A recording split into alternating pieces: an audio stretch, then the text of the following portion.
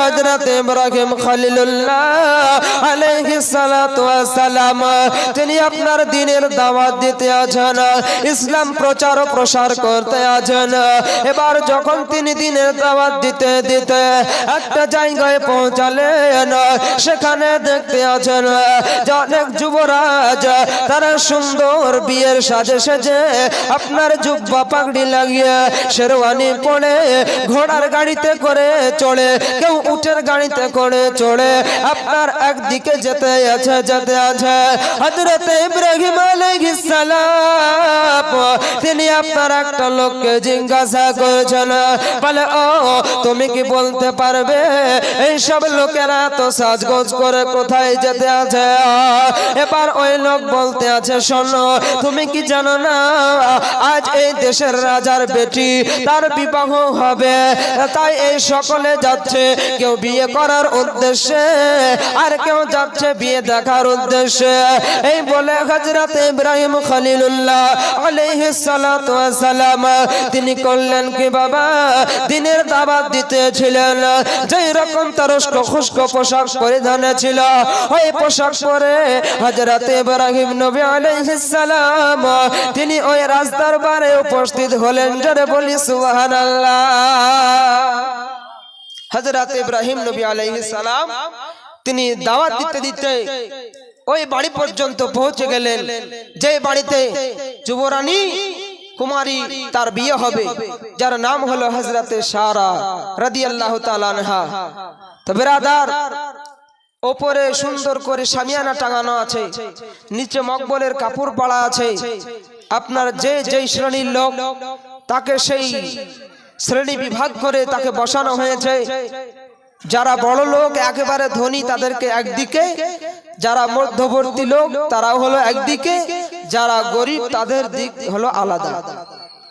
এই রকম করে সেকশন ভাগ করে দেওয়া আছে, বিভাগ ভাগ করে দেওয়া আছে, তারা বসে আছে। সব চাইতে যারা গরিব তাদের পেছনে গিয়ে হযরত ইব্রাহিম খলিলুল্লাহ আলাইহিস সালাতু ওয়াস সালাম তিনি আপনার পেছনে বসলেন।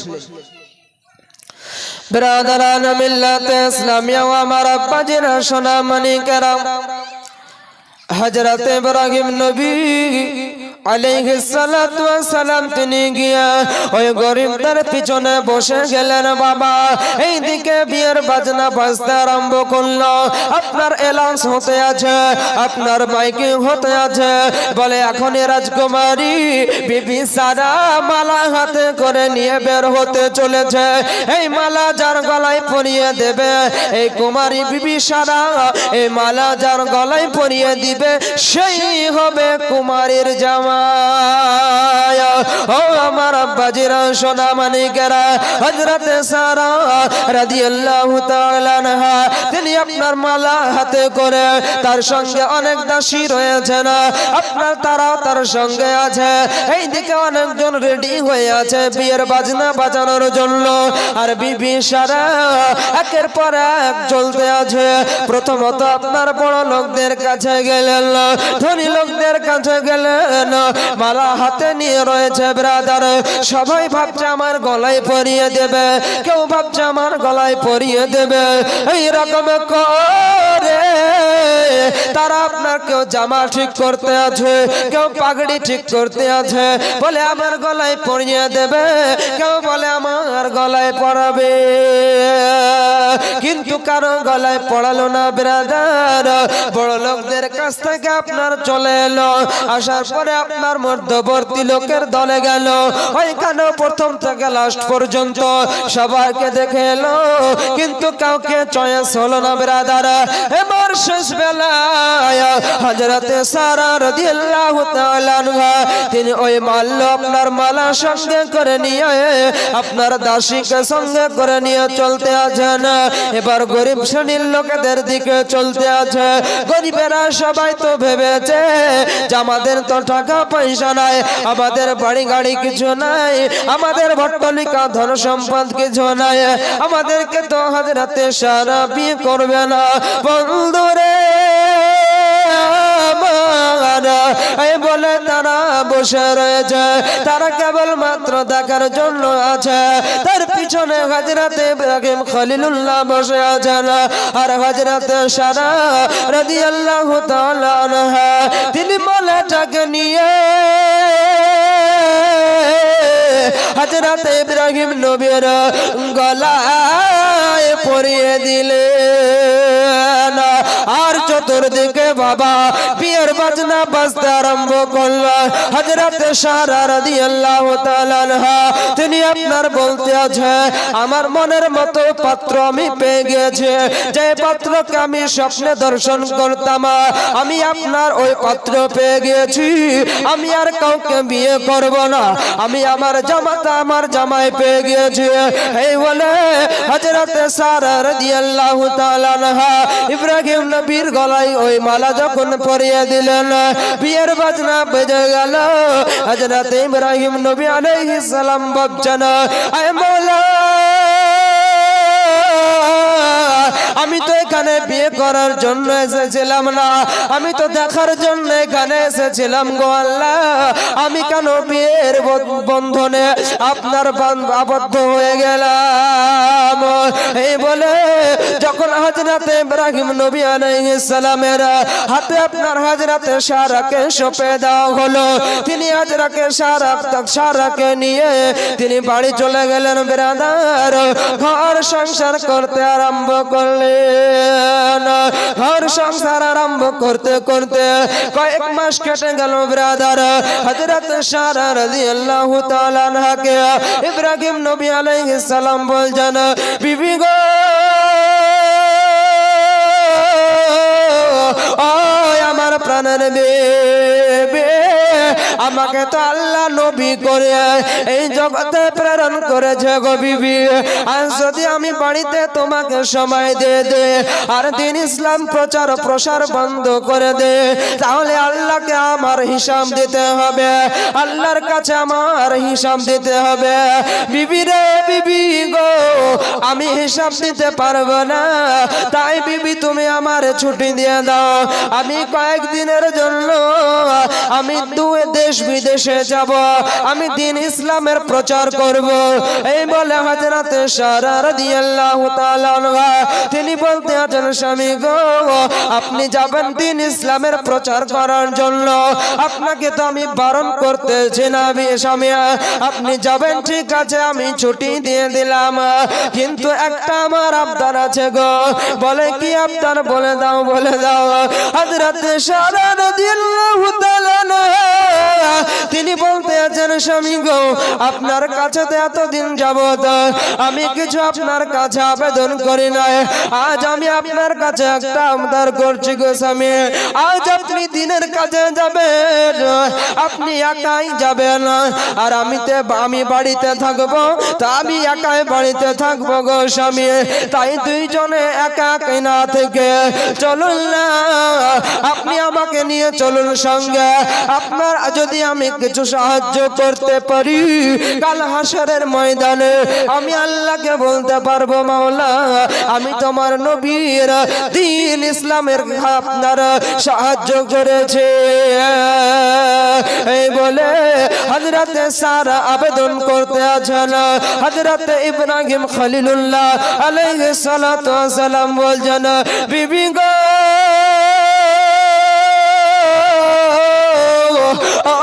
আমার প্রাণের বেবে তুমি যাবে ঠিক আছে গো বিবি অন্য জায়গায় যদি আমি যেতাম রে বিবি তাহলে তুমি আমার কাছে আবদার করতে আমি সেটা মেনে নিতাম গো কিন্তু আমি আল্লাহর দ্বীন প্রচারের জন্য যাচ্ছি গো বিবি কখনো আমাকে বেদিনদের হাতে মার খেতে হতে পারে যেই কাজে যাচ্ছি গো বিবি ওই কাজের ভরসা নাই আমি একাই দিন ইসলামের খেদমত করব তুমি বাড়িতে আল্লাহর ইবাদত করো আল্লাহর আরাধনা ঘোষণা করো ওতেই আল্লাহ তোমাকে অনেক নেকি দেবেন আল্লাহুম্মা সাল্লি আলা সাইয়্যিদিনা মাওলানা মুহাম্মদ ওয়া আলা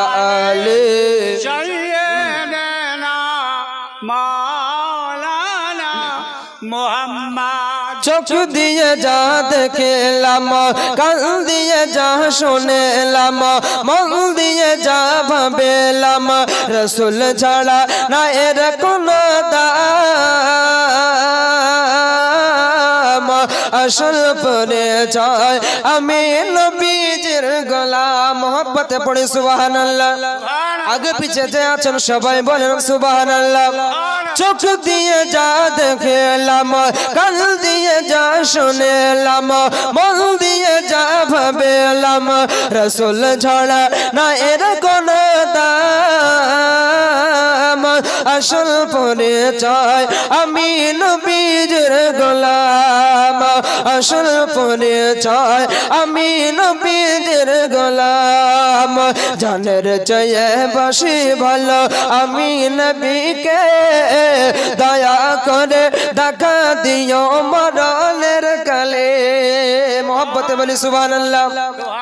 জানের চেয়ে বেশি ভালো আমি নবীকে, দয়া করে দেখা দিও মরণের কালে। তুমি মদর আশার আলো ইয়া রাসূলুল্লাহ, ওগো তুমি মদর আশার আলো, তুমি যে ঈমান। আসল পরিচয় আমি নবীজির গোলাম। চোখ দিয়ে যা দেখলাম, মন দিয়ে যা ভাবলাম, কান দিয়ে যা শুনলাম, রসুল ছাড়া না এর কোনো দাম। আসল পরিচয় আমি নবীজির গোলাম। আসল পরিচয় আমি নবীজির গোলাম। আল্লাহুম্মা সাল্লি আলা সাইয়্যিদিনা মাওলানা মোহাম্মদ ওয়ালা আলি সাইয়্যিদিনা মাওলানা মোহাম্মদ আওয়াজ টানছিল খুব, সাউন্ড টাউন দাও, গলা তো বসে গেল, সাউন্ড দাও গো, সাউন্ডটা মধুর করো।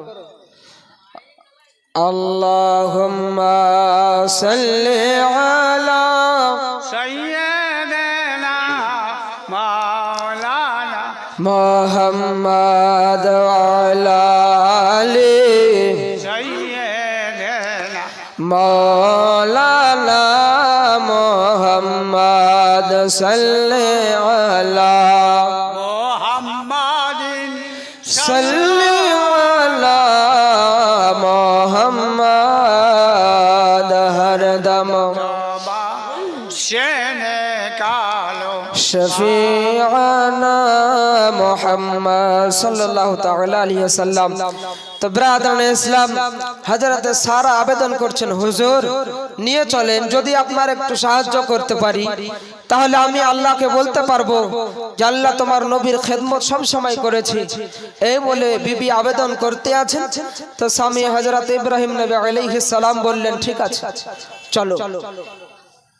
ব্রাদার সময় 10টা বছর গানে দিন আমার, ওই আমার পাদালের মা বলেরা, হযরত ইব্রাহিম নবী আলাইহিস সালাম হযরত সারা রাদিয়াল্লাহু তাআলা আনহাকে নিয়ে তিনি দ্বীন ইসলাম প্রচার করার জন্য তিনি পথ চলতে আরম্ভ করলেন।